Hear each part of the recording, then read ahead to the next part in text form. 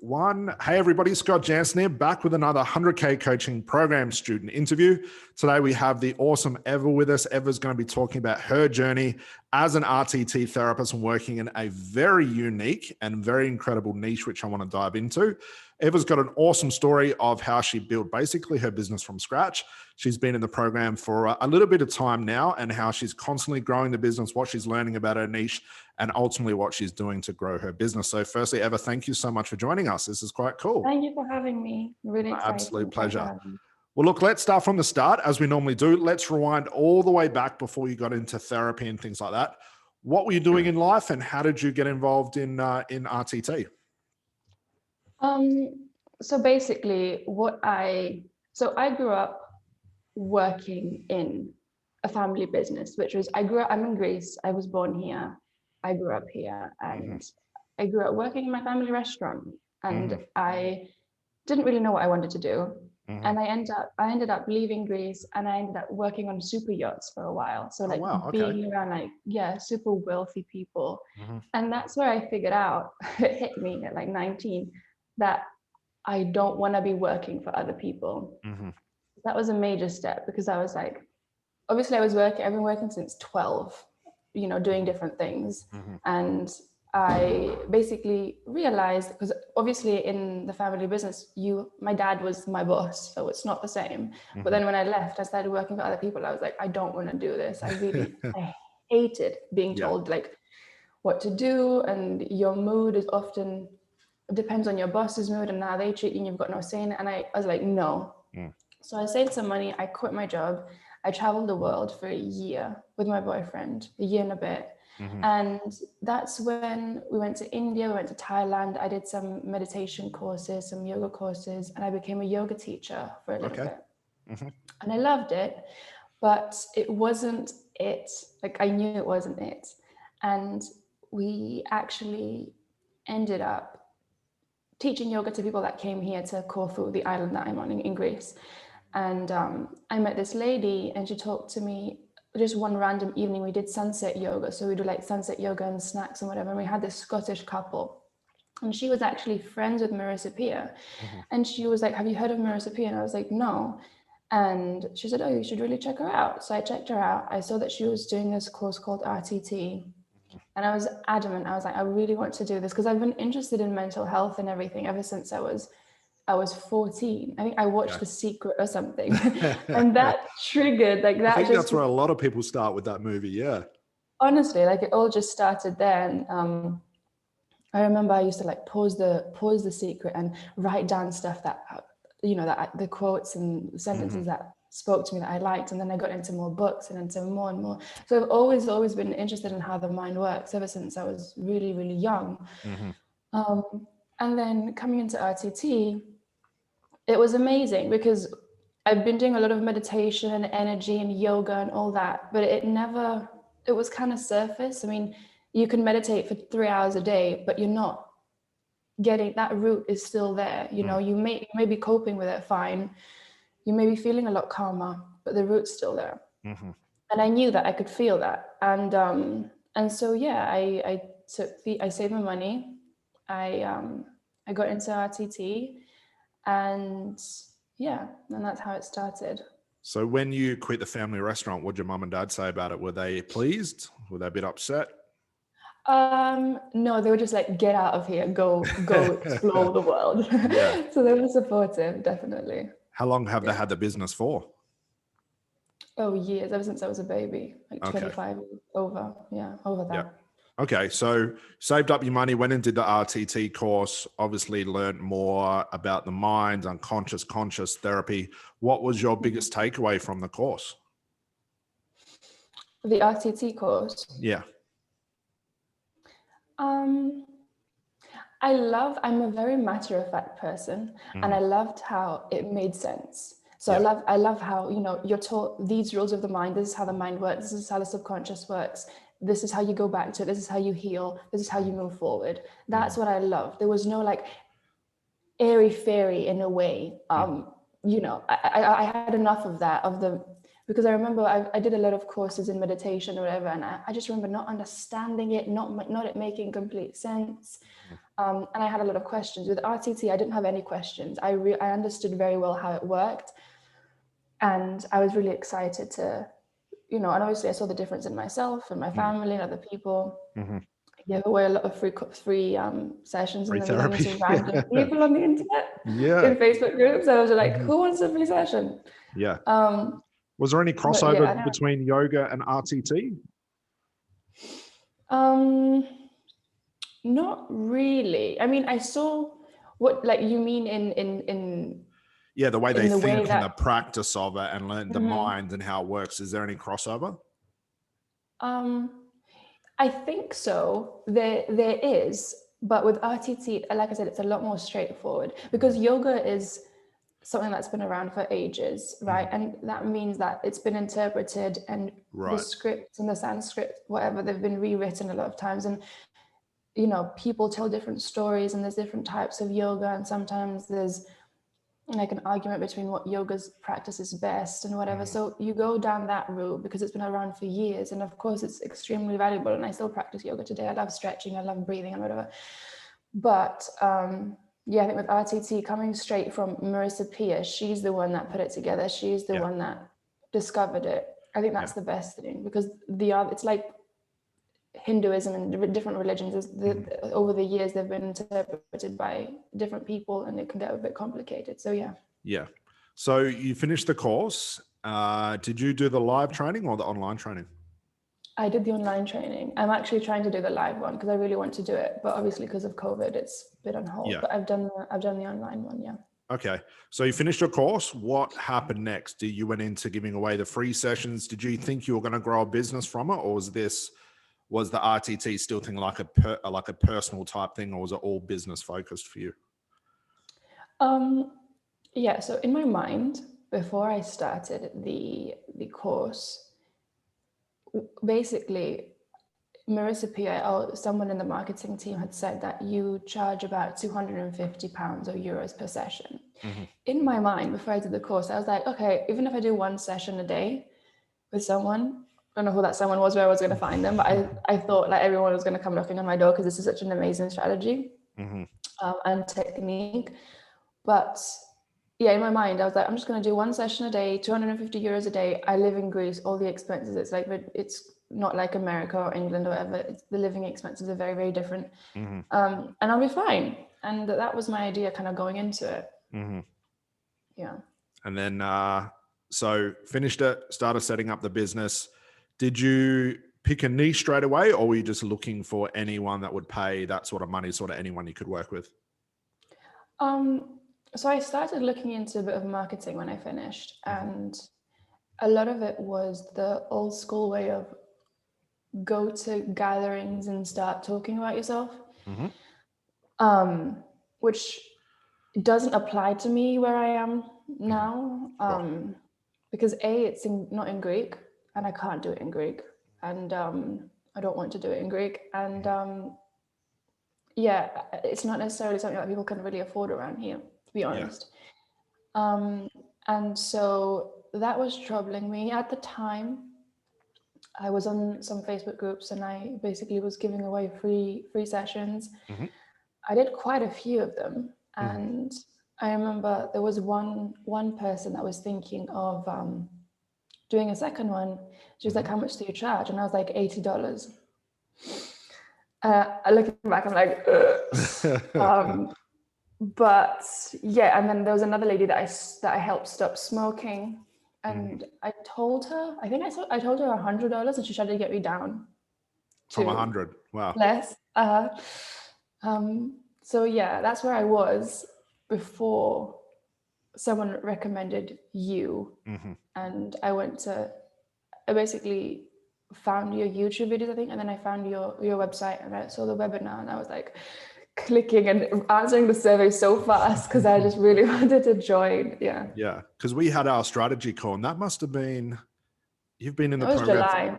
July. Okay, so we're coming up coming up to 12 months. Yeah.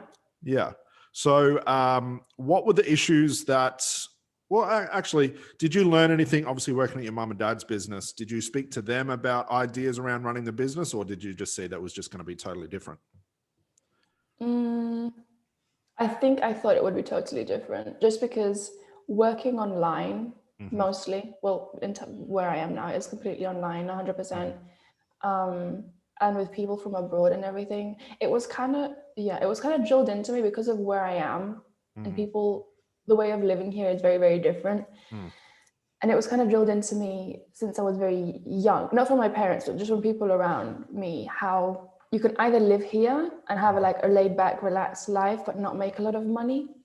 Or you can go to the UK, you can go get a 9 to 5 somewhere in a city or whatever, and have more money, but not be as happy. So like growing up, those were the two options that not necessarily my family, but just people around me were trying to push. Yeah. So it was complicated at the beginning. Yeah, I'd say. Yeah.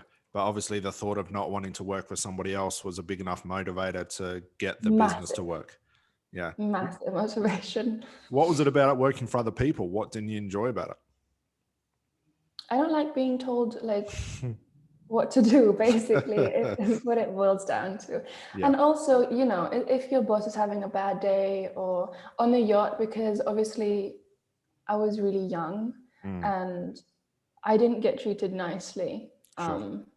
And I actually like reported it and nothing happened. And then I just told the management, actually, I was like, these years are going to play a role in who I'm going to become, and I don't want to surround myself with this environment. So I left. Yeah. But it was just basically not being treated fairly, and just being told what to do all the time. I just didn't, it's not for me at all. Yeah, I don't know how people can do it either. I think my only job was collecting trolleys at the local supermarket when I was like 14 or something, and that was harsh enough, let alone doing a 9 to 5. But we had our strategy call, and you dived into the program. When you first dived in, what was that like for you to actually start looking at the business correctly, looking at niching and pricing and marketing and all that sort of stuff? What was your biggest aha moment from that diving in? I was really motivated to start because I remember we had the call, and I was like, "Is there any way to avoid video when I enter your course?" And you were like, "No." Yeah, I remember. I was like, all right. But I think the biggest aha moment, I think, when you gave us that spreadsheet and you were like, if this is where you want to be, what do you need to charge? And just the structure. I love the structure. I like with RTT how it made sense. I loved how this made sense. Very so I just really I think that's what I loved. And everything was new to me. So everything was an aha, because I was like, that's really cool. That makes sense. And obviously the whole video thing took me a while to get used to, but now I actually prefer video to writing a post. Yeah. Now, I think what's most interesting, a lot of people don't know, you and me had a lot of, and this was maybe a couple of months after the program, I think you struggled for a while, as everybody does, on the whole nailing the niche. And we had a lot of conversations back and forth. I think we had a couple of calls as well. What was it like to, and we'll talk about what your niche is, because I think it's awesome that nobody else is doing it as well. What was the troubles with getting into the niche and trying to find out what it was and get the wording right? Where were you struggling the most? I think with the niche, I had no idea what my niche was going to be. And so I interviewed, I talked to a lot of people about, in my mind, I wanted it to be women with depression and anxiety, helping them overcome that. Yeah, I was adamant. I wanted it so bad. I wouldn't let go. And I thought, obviously, that's quite broad. And we talked about that, and I realized that. And then I wanted to use past experiences that I've been in. Like, I've been in a narcissistic relationship in the past. So I was like, I want to do that. I want to help people with that. But that didn't really click either. And then when I came into the whole retroactive jealousy thing, obviously there's not a lot of information out there, right? And although it's something that I have personally experienced, it was intimidating because I hadn't practiced healing anybody that has this. Although I'm sure that my healing, I healed myself with RTT, but not anybody else. So it's terrifying. And also, like I said before, I know that with retroactive jealousy, a lot of men suffer from it. So it's probably maybe 60 or 70% men and the rest women. Okay. And I didn't want to work with men. I just didn't. I don't know why, but I just was like, I don't want to. And so I tried to avoid it for a long, long time. I tried several different things, researched several different niches. And when I said, okay, this is it literally was in October. So it took me from July to October It was that long. figure all of this out. And I made like videos about different things, different niches, exploring different niches and everything. But I think when I realized, so I started making money in July, thankfully. And I remember I paid the course off faster than I ever. Yeah, because in the beginning, I didn't have the money at all. But I remember I went to my partner and I was like, do you think we could use this last money that's left for me to enroll in this course? And thankfully he was really supportive and he was like, yeah, go for it. But I ended up making a little bit of money in July, and then August is when I started to shift the niche. And then in September, I had a few retroactive jealousy content and videos out, but I had switched niches and I was doing something completely different. And in September, even though I was making videos and focusing on a separate niche, I was still getting clients from retroactive jealousy. So that's when I was like, okay, I'm getting people are contacting me for retroactive jealousy, and I'm not even marketing myself for that. So I think that this is the niche for me. And then in October, when I finally like settled down and I was like, okay, this is what I'm going to focus on. Isn't it interesting? And I said this at the start of the program, of course, that once you nail the niche, you don't even have to be that good at marketing. The niche will pull people in. And I think what's so unique about your niche, and I want you to explain it to people so they can understand it, is there's not a lot of information. There's not a lot of real experts. There's a lot of fluffy information about it, but no one that dives into it as deep as you do. And again, that's why the niche has grown around your business and stuff. But for people that are watching this that don't know, what is retroactive jealousy? What is it? So retroactive jealousy is basically intrusive thoughts, anxiety, and stress around your significant other's past. So it has been linked to OCD as well. So it's a form of OCD, and it's basically jealousy regarding your partner's past and just intrusive thoughts and mental movies about what they did in the past when they didn't even know you. Right. So, yeah. So it causes stress and anxiety. And isn't that interesting? You went to that niche, but it didn't work. That's the uniqueness of really finding such a small part of that niche with a very unique name that it has. And again, that's why it's worked. Yeah, exactly. Because stress and anxiety and depression, not depression so much, but anxiety is a word that's just tossed around so frequently nowadays. It could be caused by anything. So yeah, it's really important to find something specific, I think. Yeah. So how does someone know they've got that type of jealousy? Is there certain triggers that trigger it off? Is there certain thoughts and actions that happen when you've got this? Yeah, so it's when you have these intrusive thoughts, normally what people like to do or feel like they need to do, it's like a compulsion, is ask their partner loads of questions about their past. Okay. Either that, or they stalk their partner's exes on social media, or Oh, really? Wow. They read like Reddit threads about what does it mean if my partner's done this? What does it mean if, you know what I mean? So they'll Google stuff. Those are the three main things that people do. And especially with the asking questions part of it. In the beginning, the partner is quite supportive and they answer questions, but then as time goes by, there's a lot of shaming and blaming that can go on from the sufferer. So they can be like, how could you do this? This is unacceptable. What's wrong with you? You know, what are your values? And this is not crazy stuff people do. It could just be like as simple as, you know, dating a few people before you or whatever. Even kissing people like people have RJ over the fact that their partner kissed someone in the past. Wow. And of course, if you go to someone that doesn't have this or doesn't understand it, they'll tell you, just get over it. You know, you're being ridiculous. But it goes a lot deeper than that. Yeah. What Sure. does a transformation look like? It's very interesting that would where it start. How do your clients know when they've transformed? What's the difference you see?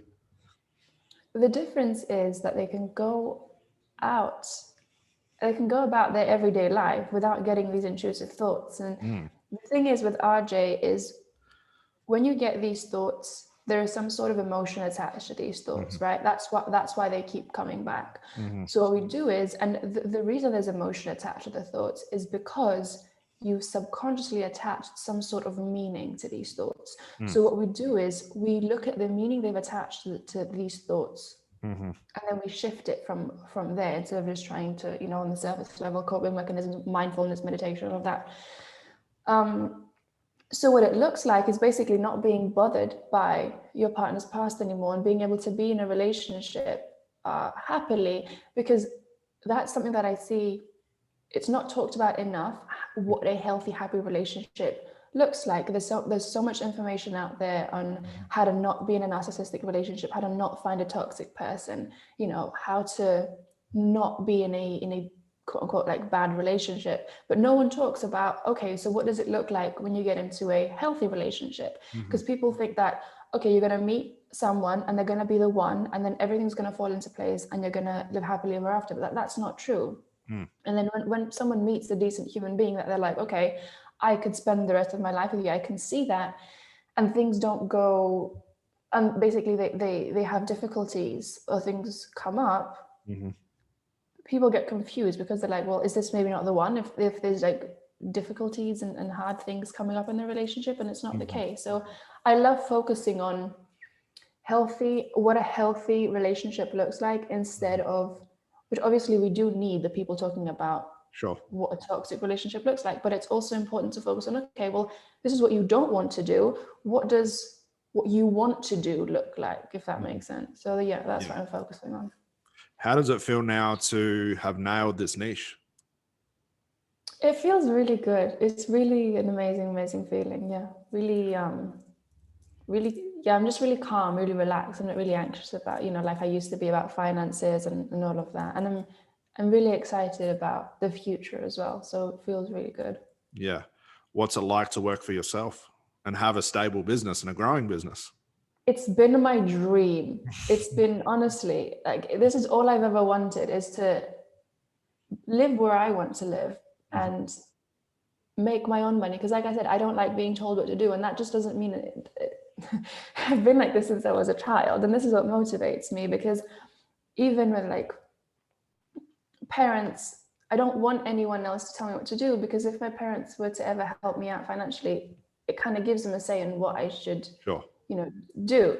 And just the fact that I'm living life on my own terms, helping people, doing what I want and being independent, no one can, say anything. And I really love, that's my favorite part, I think, of everything. Yeah.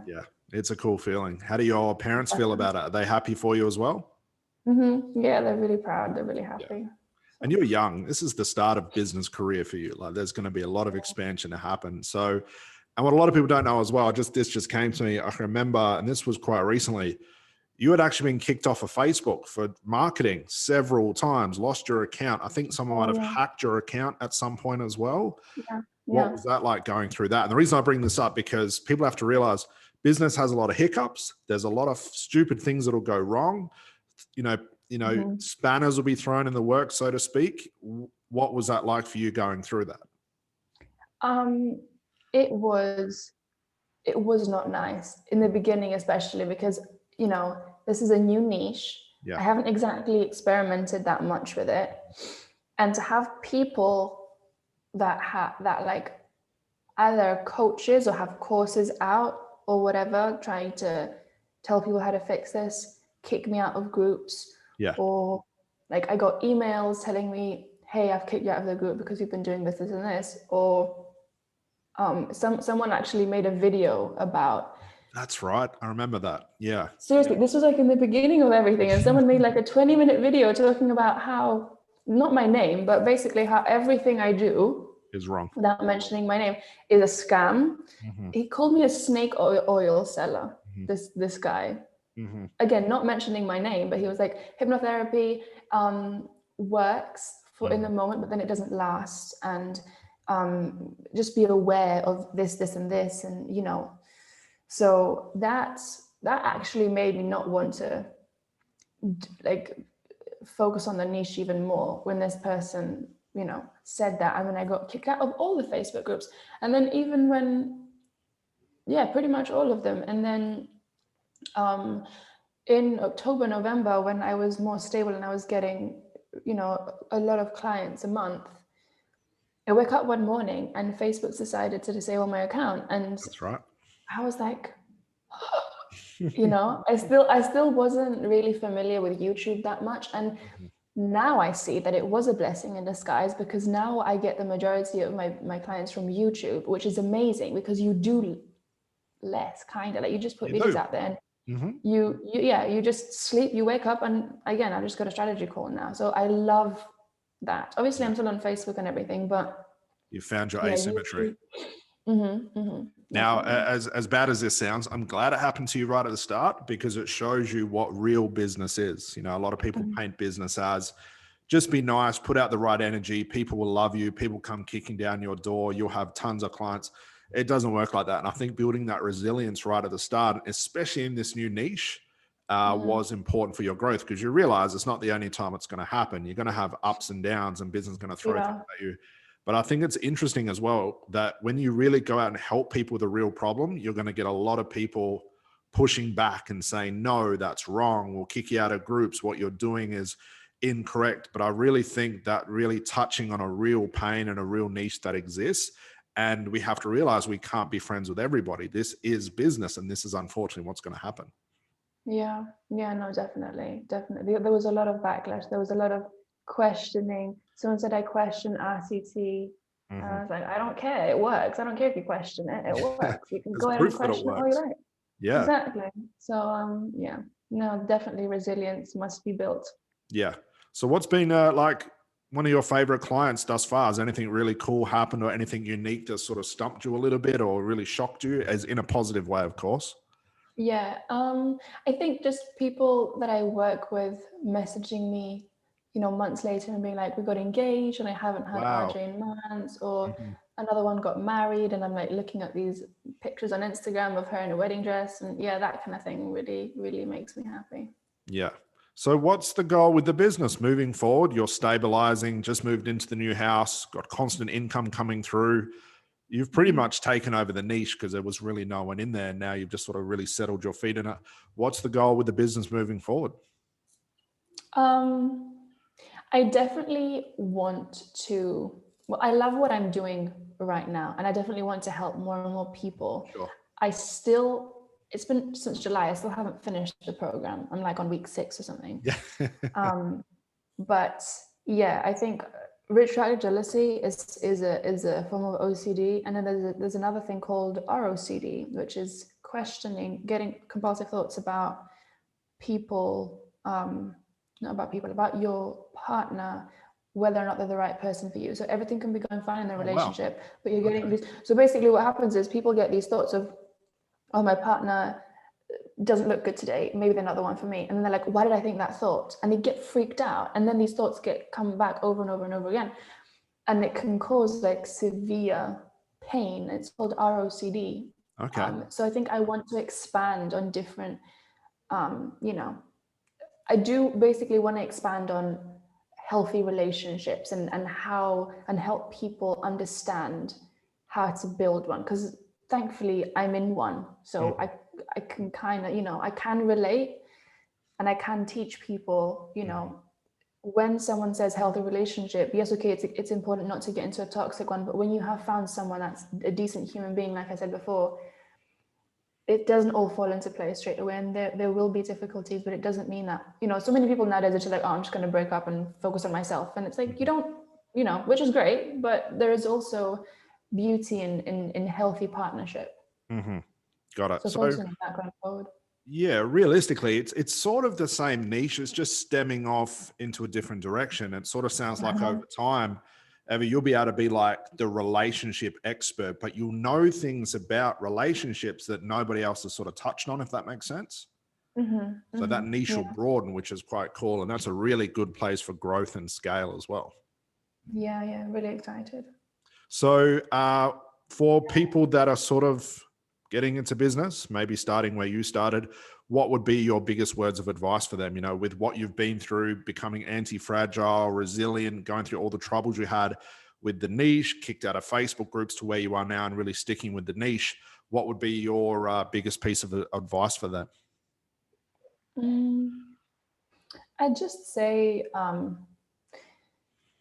I think believe in yourself and don't let anyone tell you that you can't do it, and keep pushing and be resilient. And yeah, and remember that you're not just doing this for you. You're also, it's great to be able to have an income and to do what you love and to help people. But when you're pushing, now I get messages from people and they're like, even if it's not a client, they're like, oh, thank you for existing. Your page is really refreshing. I really love it. And you're not just doing it for yourself, you're doing it for the people that you're helping as well. So you're contributing massively to society, and you're helping people. So you're not just doing it for you. Because what I struggled with is, once I started seeing an income and once I started seeing the life that I want happen, is also, because it's unfamiliar, there's a little bit of a pushback, and I freaked out a little bit, and I was like, okay, I need to work on actually accepting that this is actually happening to me, and start freaking out, and pushing it away sometimes. So yeah, remember that it's not just for you, it's for other people. And